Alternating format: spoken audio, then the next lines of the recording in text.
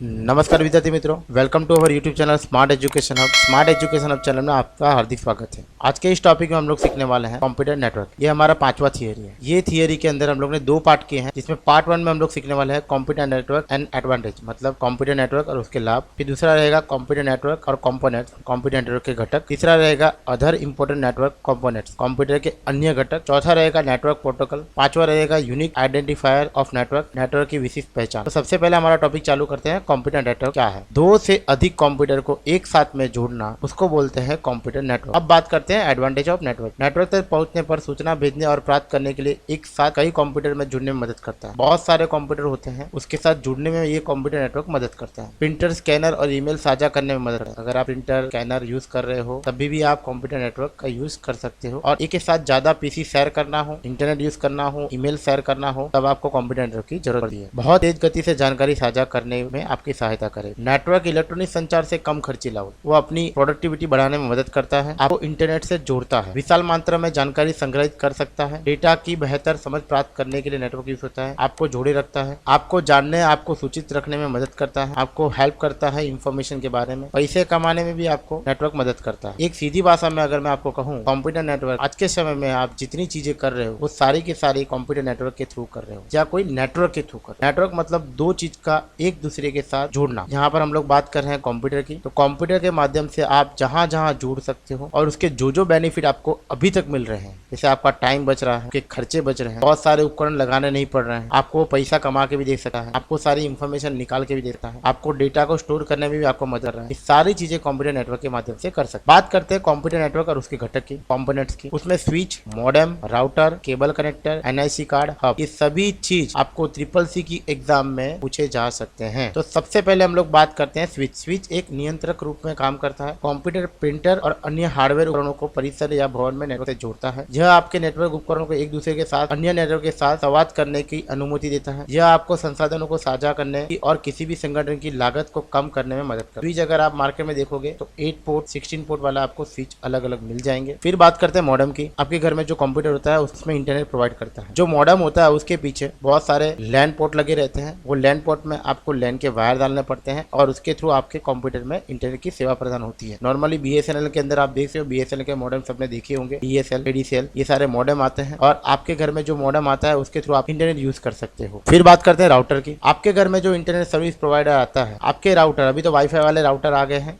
आपके घर में जो वाईफाई वाले राउटर होते हैं या जो भी राउटर होता है उसके अंदर वो अपना इंटरनेट कनेक्शन का जो केबल है वो डालता है और उसके माध्यम से आप अपने कंप्यूटर में, मोबाइल के अंदर, लैपटॉप के अंदर इंटरनेट यूज़ कर पाते हो। कई नेटवर्क को एक साथ कनेक्ट करने के लिए राउटर आपकी मदद करता है।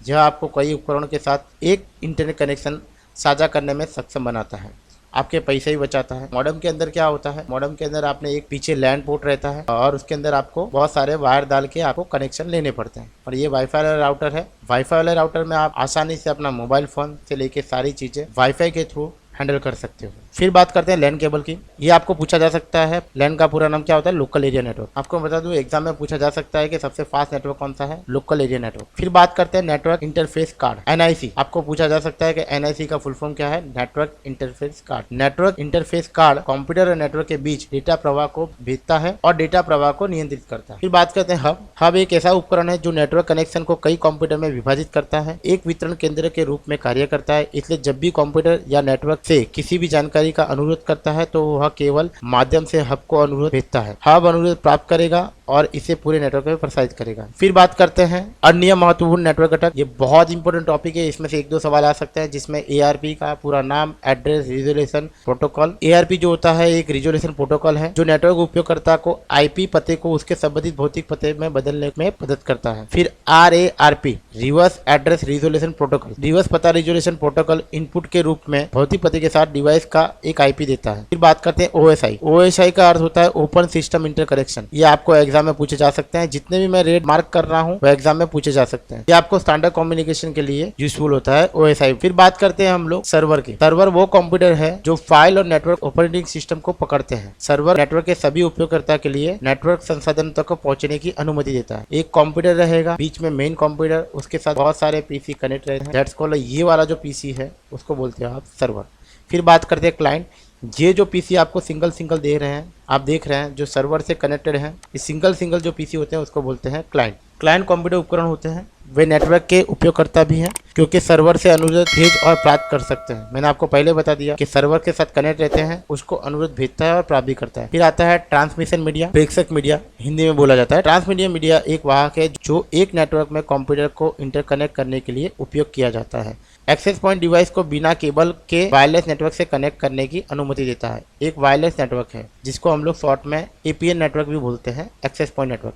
फिर बात करते हैं लोकल ऑपरेटिंग सिस्टम, एक स्थानीय ओएस जो व्यक्ति कंप्यूटर को फाइल तक पहुंचाने में मदद करता है। एक स्थानीय प्रिंटर पर प्रिंट करता है और एक या अधिक डिस्क और सीडी ड्राइव का उपयोग करता है जो कंप्यूटर पर स्थित है। नेटवर्क ऑपरेटिंग सिस्टम एक प्रोग्राम है जो कंप्यूटर के सर्वर पर चलता है। बहुत सारे नेटवर्क ऑपरेटिंग सिस्टम है जैसे कि विंडोज सर्वर 2002, ऐसे बहुत सारे नेटवर्क ऑपरेटिंग सिस्टम है जो कंप्यूटर को नेटवर्क के माध्यम से संवाद करने में अनुमति देता है। से डेटा वह डेटा है जो क्लाइंट के बीच data file, printer, access program और ईमेल के बीच शेयर करने में काम लगता है। फिर बात करते हैं नेटवर्क प्रोटोकॉल की। एक प्रोटोकॉल परिभाषित नियमों का सेट है जो दो संस्थाओं को पूरे नेटवर्क में संचार करने की अनुमति देता है। इस उद्देश्य के लिए उपयोग किए जाने वाले कुछ मानक protocol IP, TCP, UDP, FTP आदि हैं, जिसमें हम लोग सबसे पहले बात करेंगे टीसीपी की। आपको एग्जाम में पूछा जा सकता है ट्रांसमिशन कंट्रोल प्रोटोकॉल, टीसीपी का पूरा नाम क्या है। टीसीपी एक लोकप्रिय संचार प्रोटोकॉल है जो एक नेटवर्क पर संचार के लिए उपयोग किया जाता है। फिर बात करते हैं आईपी, इंटरनेट प्रोटोकॉल। ये भी आपको एग्जाम में पूछा जा सकता है, शॉर्ट फॉर्म पूछा जा सकता है आपको एग्जाम में कि आईपी का पूरा नाम क्या है। आईपी एड्रेस आपको पता ही होता है, जो आपका कंप्यूटर का एड्रेस होता है इंटरनेट का, उसको बोलते हैं हम लोग आईपी एड्रेस। पूछा जा सकता है सबसे लोकप्रिय प्रोटोकॉल कौन सा है, आईपी, इंटरनेट प्रोटोकॉल। फिर बात करते हैं यूजर डेटाग्राम प्रोटोकॉल, यूडीपी। आपको एग्जाम में पूछा जा सकता है यूडीपी का पूरा नाम क्या है। फिर बात करते हैं पीओपी, आपको एग्जाम में पूछा जा सकता है, आईएमपी सवाल है। पीओपी का पूरा नाम पोस्ट ऑफिस प्रोटोकॉल। पीओपी 3 में आने वाली ईमेल प्राप्त करने के लिए डिजाइन किया गया है। ईमेल प्राप्त करने के लिए कौन सा प्रोटोकॉल है, पीओपी। फिर बात करते हैं एफटीपी,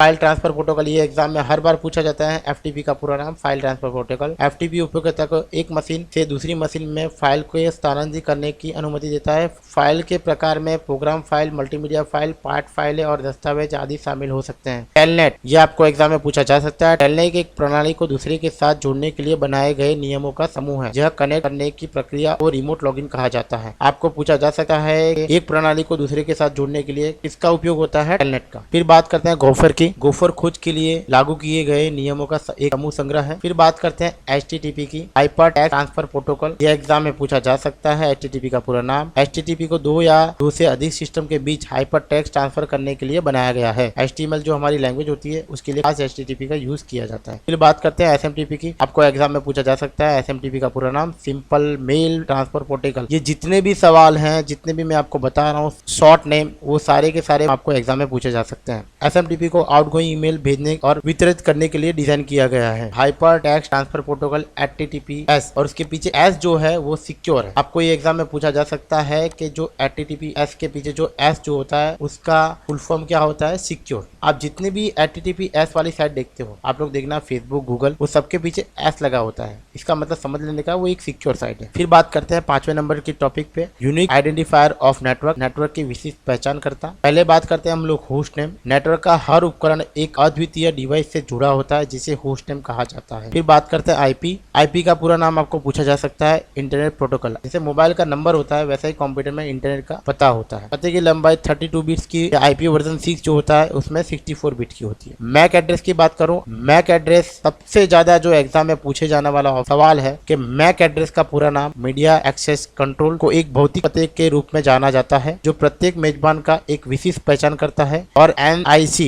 ये भी पूछा जा सकता है, नेटवर्क इंटरफेस कार्ड के साथ जुड़ा हुआ है। मैक पते की सामान्य लंबाई 12 अंक, 6 बाइट और 48 बिट्स है। हर एक कंप्यूटर के साथ आपका कोई डिवाइस यूज होता है, वो डिवाइस का एक पता होता है जिसका जो एड्रेस होता है उसको बोलते हैं MAC address, media access control address. फिर बात करते हैं पोर्ट की। पोर्ट एक तार्किक चैनल है जो कंप्यूटर नेटवर्क उपयोगकर्ता को किसी एप्लीकेशन को डेटा भेजने या प्राप्त करने की अनुमति देता है। कंप्यूटर में बहुत सारे पोर्ट होते हैं, 65,535 पोर्ट आपको ये पूछा जा सकता है। कि कंप्यूटर में टोटल पोर्ट कितने होते हैं, और जो मेन पोर्ट है उसके बारे में मैंने यहाँ बता दिया गया है कि कौन कौन सी सर्विस कौन कौन से पोर्ट से निकलती है। इनमें से प्रत्येक एप्लीकेशन एक स्पेसिफिक पोर्ट से निकलता है। आपको एग्जाम में पूछा जा सकता है कि 443 का पोर्ट कौन यूज करता है, HTTP। इसमें मेन मैंने बता दिया है 161 सिंपल नेटवर्क मैनेजमेंट प्रोटोकॉल। फिर 80 नंबर का जो पोर्ट होता है वो hyper text transfer protocol. SMTP 25 number का पोर्ट यूज करता है। टेलनेट 23 नंबर का, फिर FTP 20 नंबर का पोर्ट यूज करते हैं। वैसे कंप्यूटर में 65,535 पोर्ट आता है। सभी की सर्विस अलग अलग जगह से जाती है, जैसे मोजिला फायरफॉक्स होता है, गूगल क्रोम होता है, माइक्रोसॉफ्ट ऑफिस होता है। सबके अलग अलग पोर्ट डिफाइन किए गए हैं। फिर बात करते हैं DNS सर्वर की। DNS का पूरा नाम पूछा जा सकता है, डोमेन नेम सिस्टम। यह एक सर्वर है जो URL या वेब एड्रेस को अपने संबंधित IP एड्रेस में ट्रांसलेट करता है। फिर बात करते हैं डोमेन नेम की। एक डोमेन नेम वेबसाइट को एक्सेस करने के लिए उपयोग किया जाता है। आपको पता ही है, हर एक वेबसाइट के पीछे .com, .edu, .org,